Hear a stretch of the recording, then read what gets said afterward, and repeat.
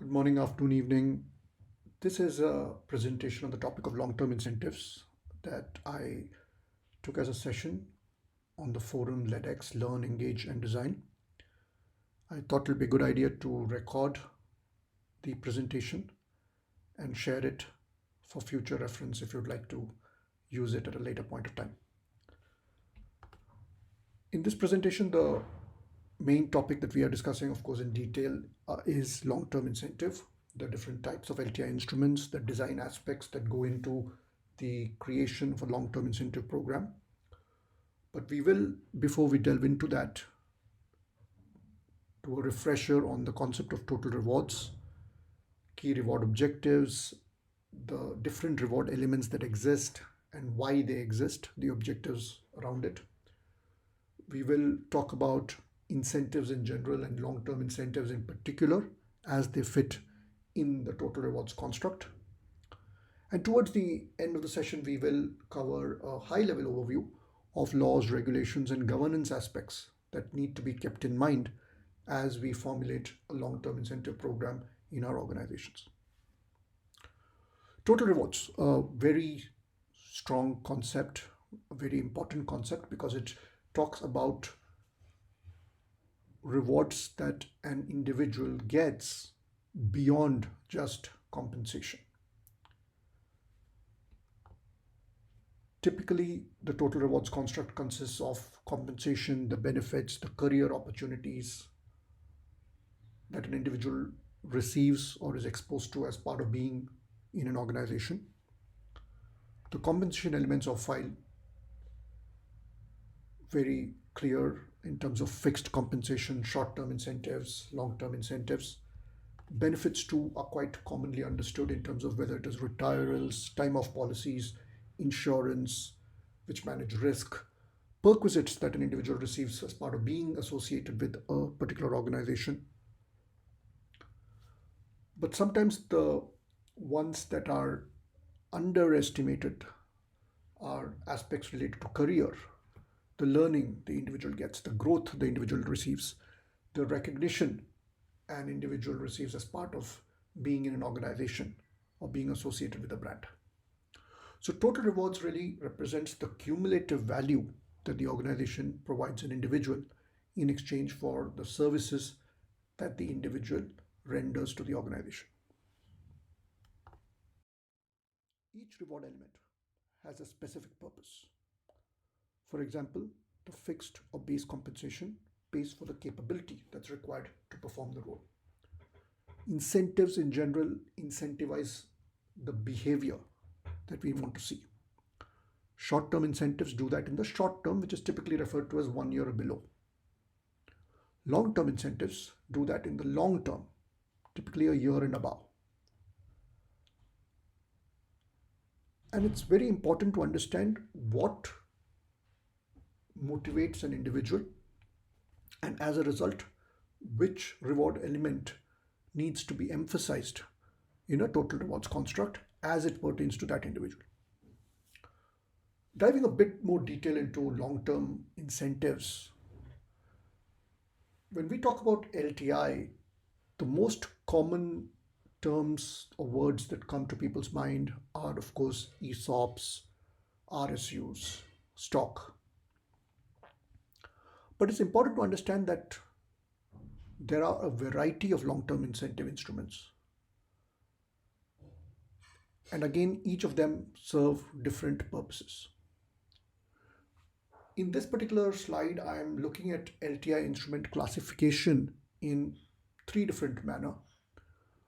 One, based on the value that the instrument provides. Second, the type of settlement that is done on the long-term incentive award. And the third, the primary objective that the long-term incentive drives. In terms of value, a long-term incentive instrument could be an appreciation-based instrument, meaning it provides a value to an individual if there is an increase or appreciation in the value of the underlying asset. A full value instrument, on the other hand, provides value to an individual irrespective of any appreciation in the underlying asset. We will delve a bit more detail into this concept in a couple of slides, but it's important to understand that primary differentiation between appreciation based and full value instrument. In terms of settlement, settlement essentially refers to how the award is given whenever it is earned. You could have cash settled long-term incentive awards, which means the award is given to the individual in the form of a cash component, or it could be equity or stock settled LTI award. Again, in terms of the objective that the LTI instrument serves to achieve, it could either be primarily on retention, or it could be primarily on performance, or it could be a combination of both.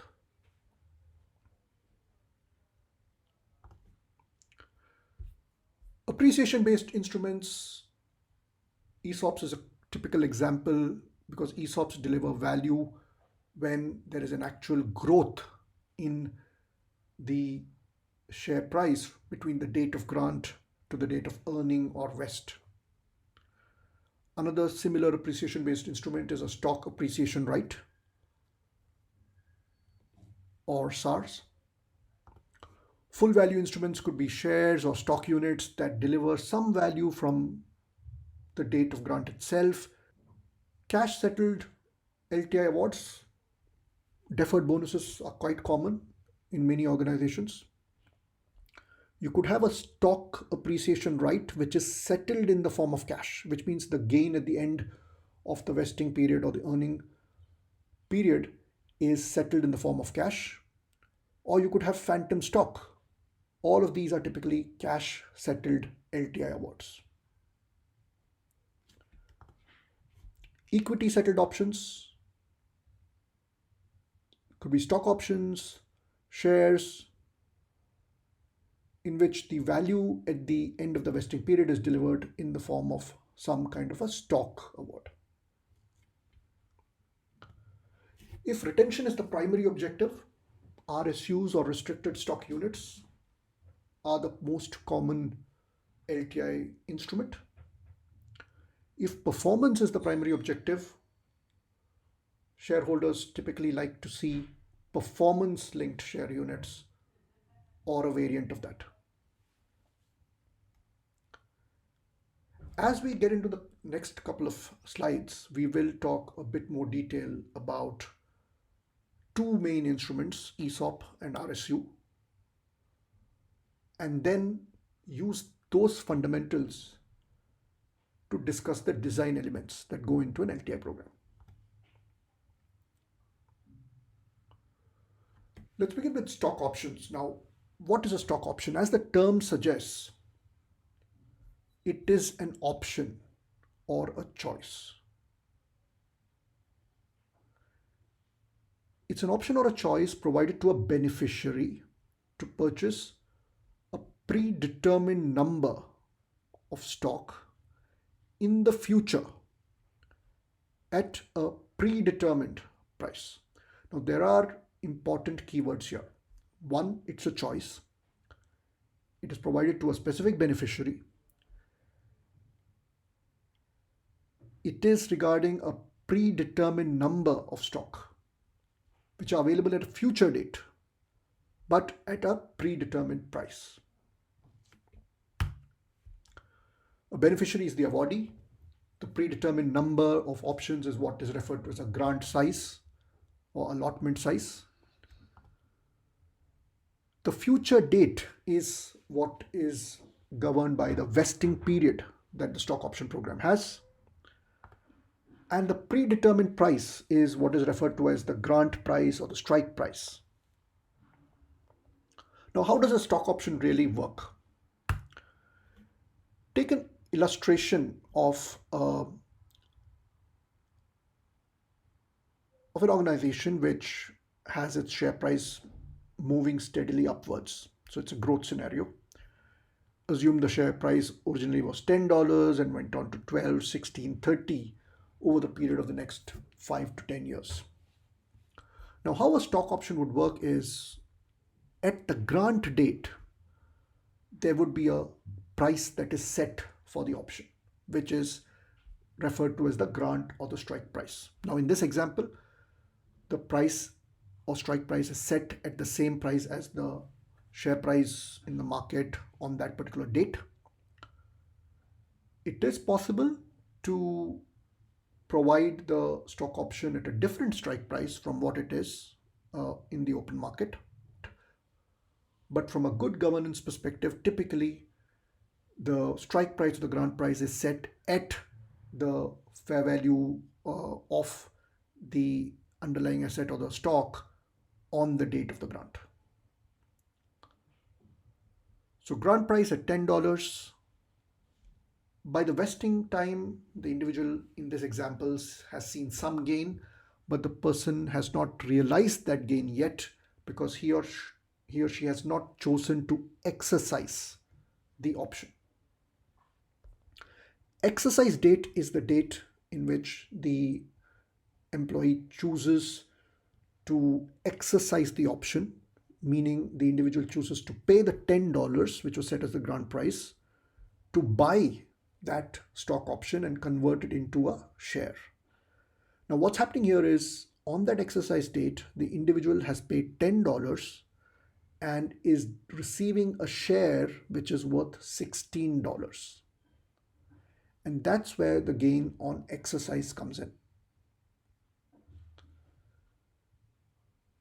The individual could choose to exercise at this point and retain that asset as a share for the future and sell it later at a value of $30 in this example. Then this delta between the $30 at which the share was sold and the $16 at which was the price at which the share was acquired is considered capital gain. So there are two different kinds of gain that have happened. One, the gain on exercise, which is paying $10 to get an asset worth $16, and then later the capital gain between $30 and $16 in this particular example. While tax rules do vary from country to country and jurisdiction to the other, in most tax jurisdictions, the gain on exercise is treated as equivalent to income, ordinary income, and taxed as a result on income tax rates. Whereas capital gains do have a different tax rate, which is a capital gain tax rate, and typically it's lower than income tax rates. Of course, anything with stock, there is always a bit of uncertainty, and it is possible that instead of the share price going up, it actually goes down in the future. And if it does, a stock option essentially holds no value. Take an example, if at the time of vesting or the time of exercise, if the price of the share was now $9, then there is no value to the individual because he or she will have to pay $10 to acquire an asset worth $9, which does not really make a lot of sense. Those scenarios are referred to as underwater options, and as a result, the option does not hold any value for the individual.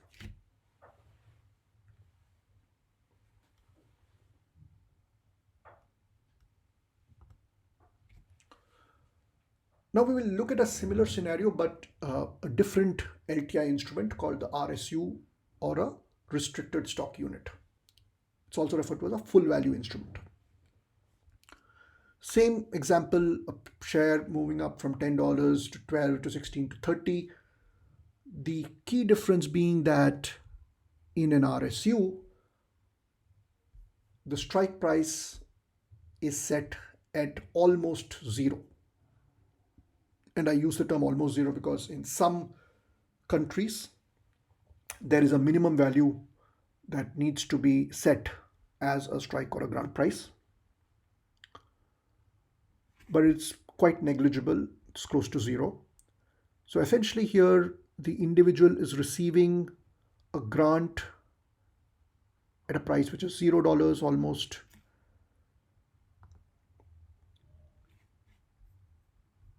So there is an inherent value right at the time of the grant. And then of course on vesting, the individual has gained the entire value of the underlying asset as a gain. With RSUs, there is technically no exercise required because there is no payment to be done. So we refer to the vesting date also being the date at which shares are delivered. In some organizations, it's referred to as a settlement date. And that settlement date triggers any income tax from a perspective of the gain on vesting. Because on this date, $12 worth of asset has been delivered to the individual at a negligible or a zero price. Of course, any capital gains then will be calculated from that rate to the future, and capital gains in this example would be taxed from 30 versus 12 as and when the individual sells the share in the future.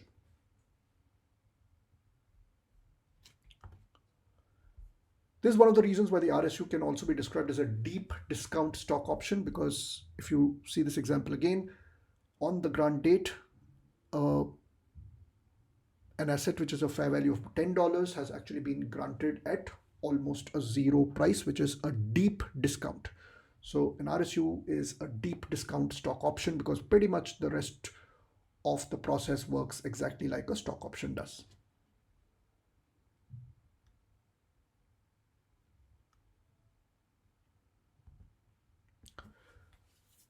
Some basic terminologies as we get into the details of design parameters and the different trade-off points.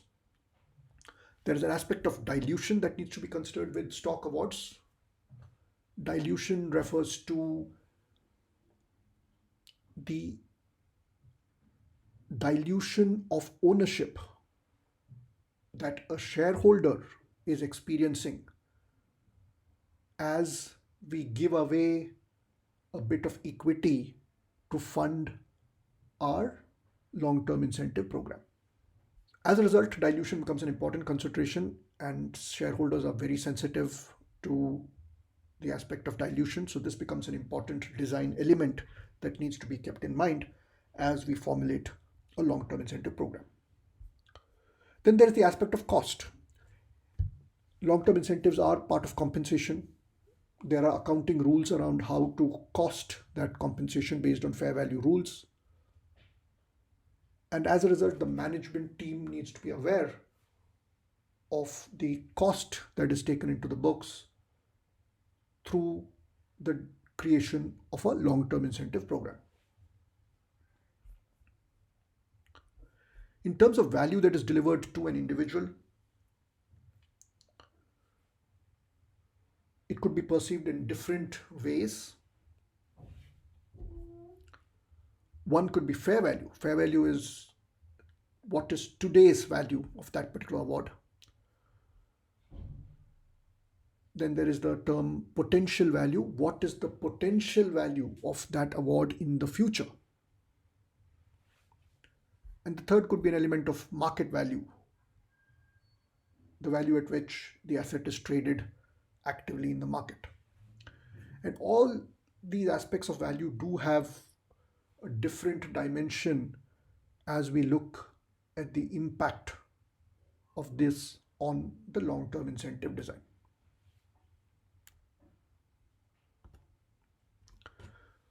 We'll begin with a consideration of value,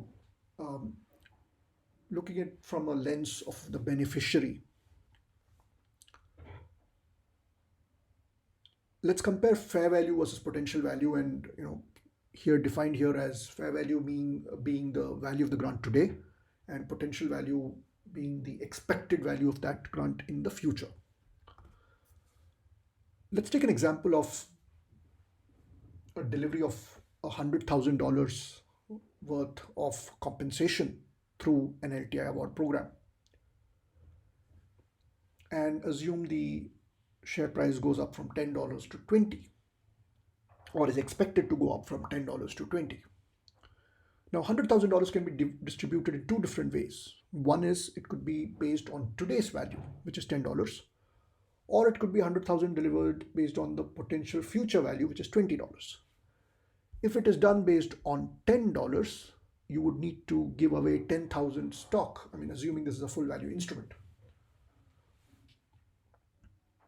So the number of shares required to deliver $100,000 at the current share price of $10 using a current or a fair value approach is 100,000 divided by 10,000 shares. But if you were to look at the future potential and say, I want to deliver 100,000 at a future potential of $20 per share, then you need 100,000 divided by 20, 5,000 shares. So there is a difference in the number of shares that are required to achieve that target compensation level, depending on whether you look at current value or the potential future value. So assuming a growth scenario for a similar value delivered, the potential value approach is definitely less dilutive than the current value approach. Design consideration from a risk and retention perspective, you could have appreciation based instruments like we mentioned earlier, or full value instruments. Appreciation based instruments growing only if there is a growth in the underlying asset. Otherwise, the current value is always intangible. A full value instrument has some tangible current value always, and it would exist even if the underlying asset were to have a negative growth or a depreciation. We will go back to an example that we had taken in the past about a $10 share which goes down to $9 in the future. Now, if the LTI award had been given in the form of an appreciation linked instrument, there is no value for the individual because now the value of the asset is less than the grant or the strike price at which the beneficiary is permitted to acquire that value. So it is an underwater asset and no value to the beneficiary. But if it was a full value instrument, an RSU or a share, then even though the price went down from $10 to $9, there is still $9 worth of value left in the asset for the individual.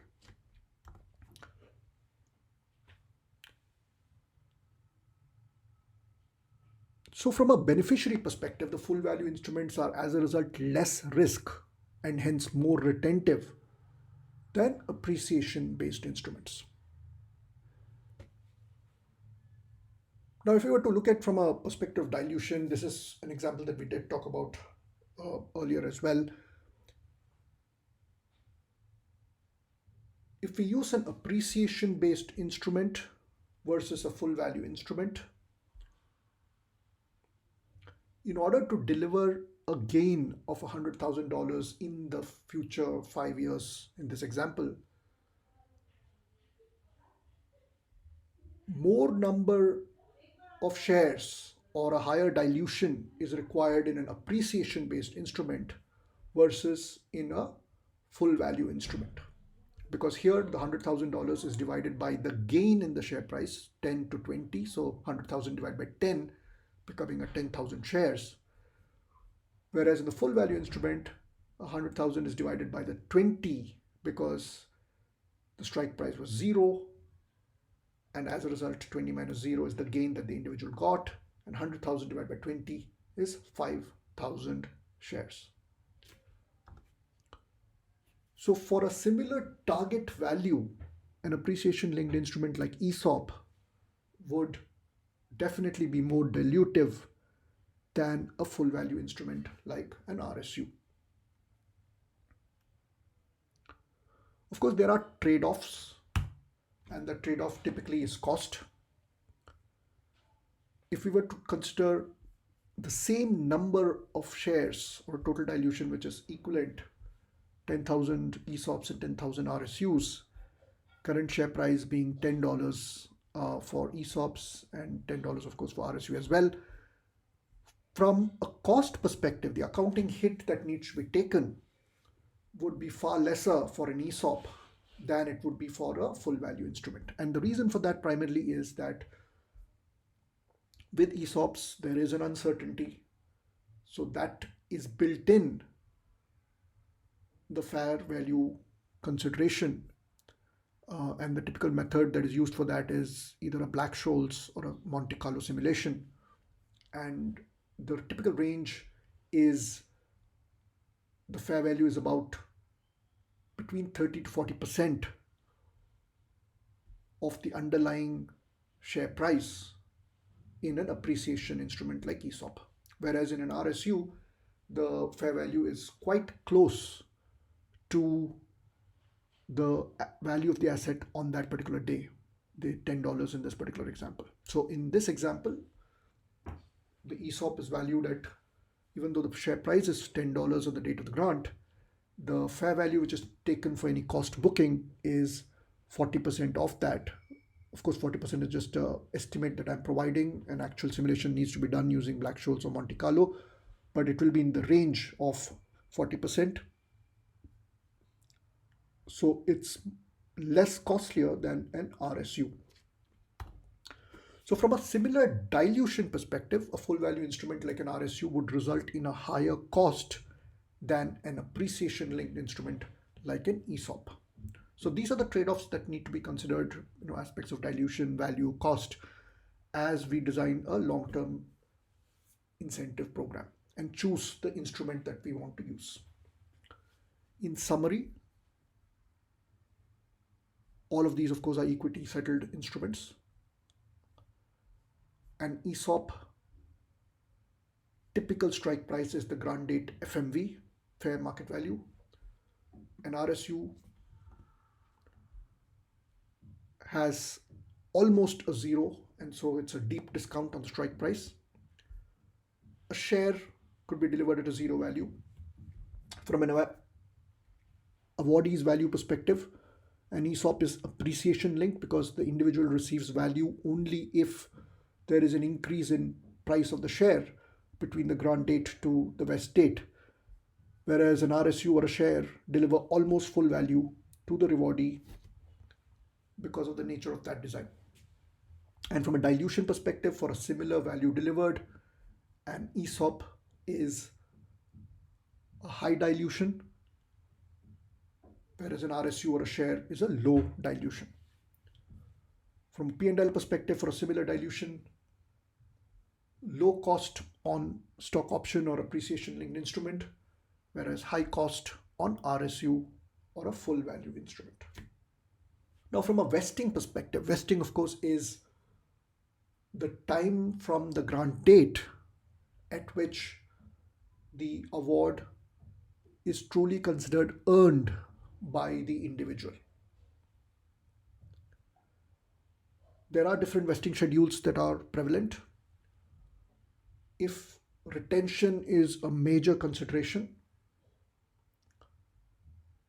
the vesting plan could look like a cliff vesting plan. A cliff vesting plan typically would have zero vesting in the initial years and then a cliff or 100% vesting at the final year. In this example, I've taken a 4-year vesting program. Of course, vesting periods could vary significantly. The most typical are between 3 to 5 years.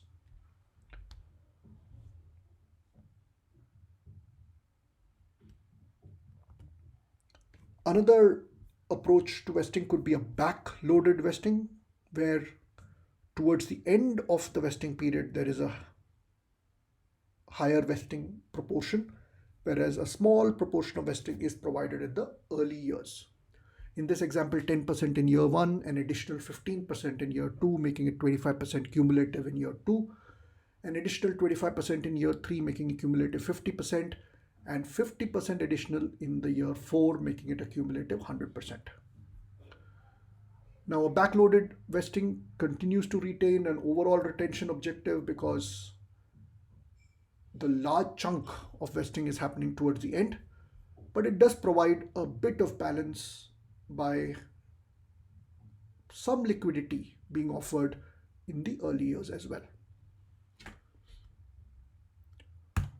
A more uniform approach, of course, could be the uniform graded approach, where 25% in this particular example each year is provided to the individual in terms of vesting. If you do choose a LTI program which is linked to performance, say for example a performance share unit, then it also becomes important what performance measures you use, because what you need to keep in mind is that this is a long-term incentive program. So you need to use measures which can be measured consistently over that long-term period. You could definitely have operational metrics like revenue, profit, shareholder return metrics like share price, total shareholder return, TSR, or relative TSR are quite common in LTI programs which have performance linkage. You could also have subjective measures like aspects of transformation, sustain. What is important to consider is that the right mix of measures that need to be used so that a balanced perspective is provided on the performance that is expected and linked to the award of this LTI program.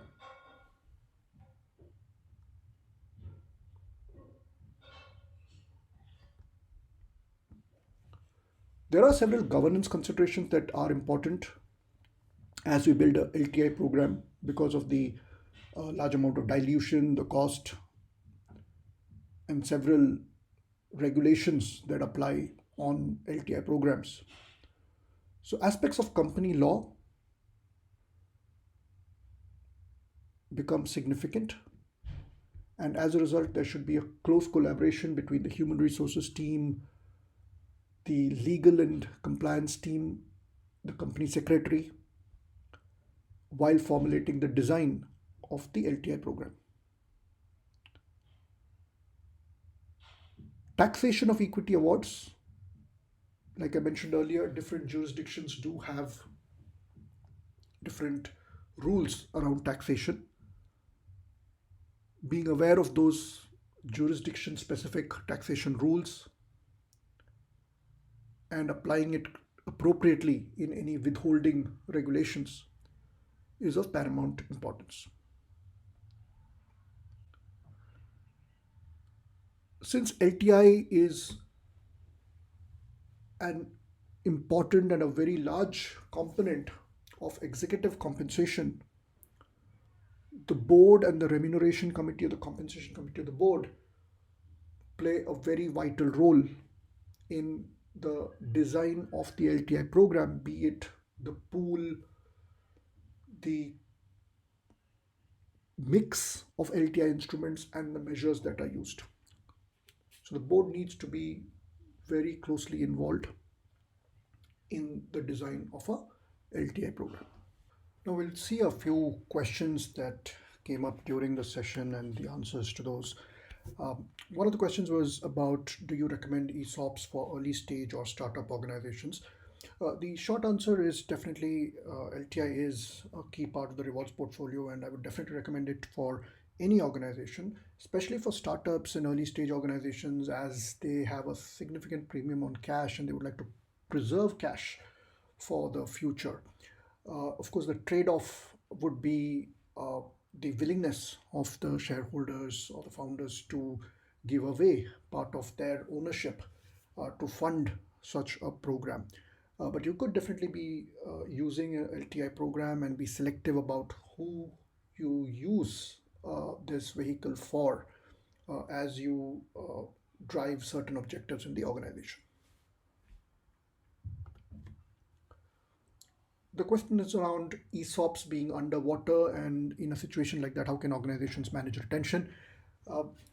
I'd first like to put the hat of an employee and actually state that employees and beneficiaries should look at stock awards with a larger time horizon, and a watched pot does not boil, and the same rule applies for equity linked awards as well. Short-term fluctuations should not change your perspective about the future potential of the awards you have received as part of a LTI program. That said, uh, managing retention in a situation like this is definitely difficult, and organizations could approach in two different ways. One is by replacing an appreciation linked plan, that is an ESOP, with more of a full value instrument like an RSU. Another option could be to reprice and change the strike price or the grant price at which the option has been granted, with important consideration that requires to be done is related to aspects of tax that may apply in such a situation.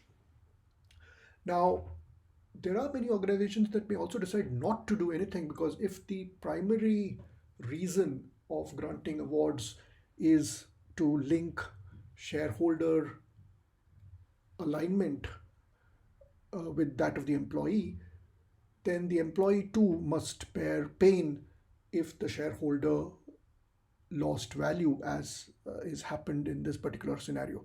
So there are organizations which may decide not to do anything in such a scenario, considering that shareholders too have lost a significant amount of their value by depreciation in the share price.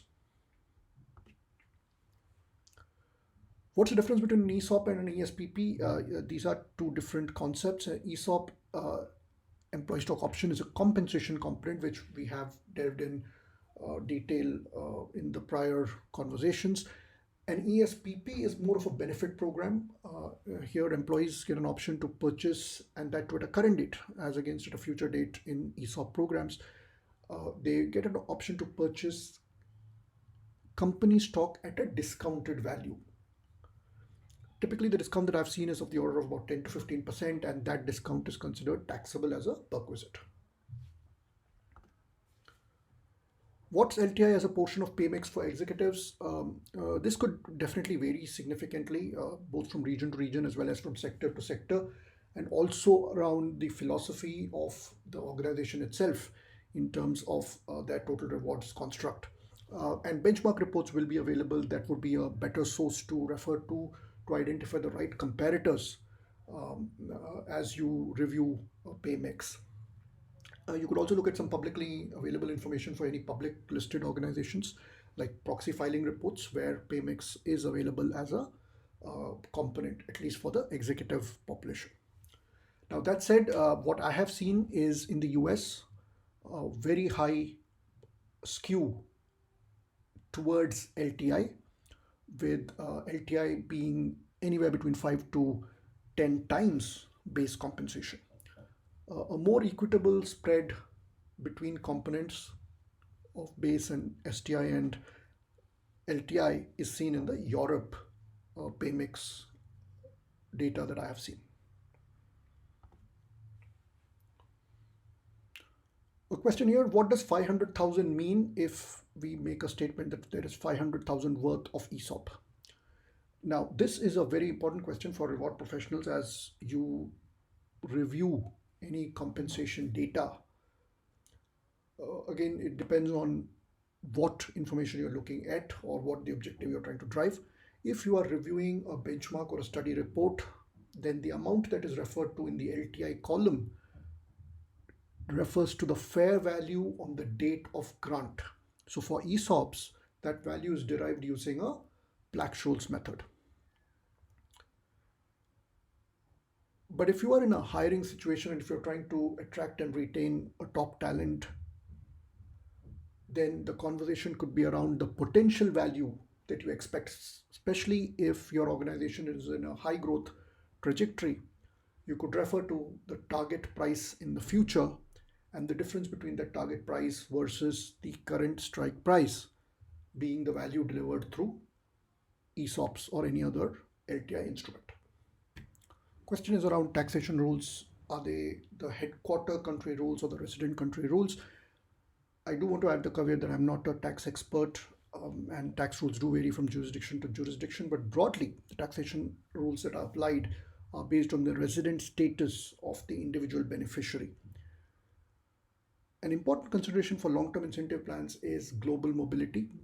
If the executive or the employee who is part of an LTI program is mobile and has moved from one country to the other, then a pro rata tax assessment and filing may need to be done in each of those jurisdictions that the employee was part of during the exercise period, that is between the grant date to the exercise date.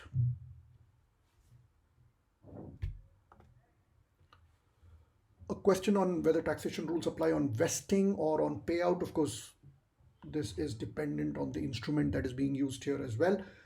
But the typical rule that is applied is that tax is assessed at the time of delivery of the asset. That's the reason why in ESOPs, taxation happens when the employee chooses to exercise, because that's the time when the option is converted to a share and a share is delivered to the individual. Similarly, in a phantom stock, it might be the payout of the amount in lieu of the award. So the time of delivery of the asset to the individual is what would govern taxation. The question here is cash bonus the same as SAR? No, it's not. And the difference essentially is that in a deferred cash scenario, there is a guaranteed amount that is promised to the individual to be paid at a future date as long as the individual remains with the organization. In a stock appreciation right, on the other hand, there is no guarantee on the amount. The amount that is payable to the individual is calculated based on the appreciation of the underlying asset, that is the share price. It's quite possible that there may be no payout as well if there was no appreciation in the underlying asset during that particular period. A question around the dilution constraint and how does a trust route help companies manage dilution? Now, this is an approach which I personally have not experienced or seen, but I'm aware of what the concept here is. In an organization where dilution is a major constraint, but there is no constraint on cash outflow, a company could set up a trust, loan cash to the trust. The trust in turn uses that money to procure shares from an open market, and by doing so, essentially there is no dilution from current shareholders. The shares are being procured, existing shares are being procured from the market, and these shares are then used to fund the equity program. And as the trust receives money from the beneficiary in the form of exercise cost in ESOP, for example, the trust pays back the money to the company. So cash outflow is definitely an important consideration, but dilution can be managed using this particular method.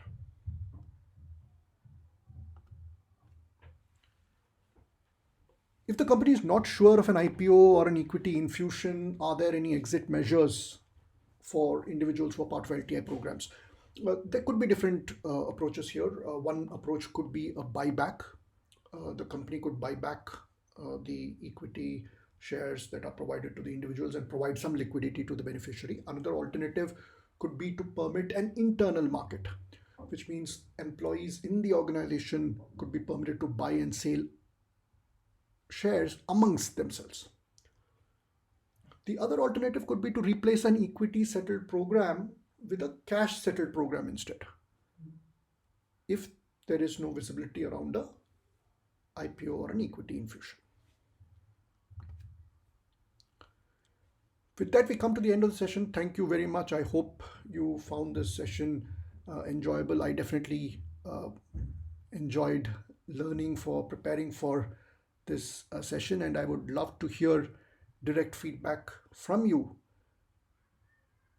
as it pertains to this particular presentation. Thank you very much.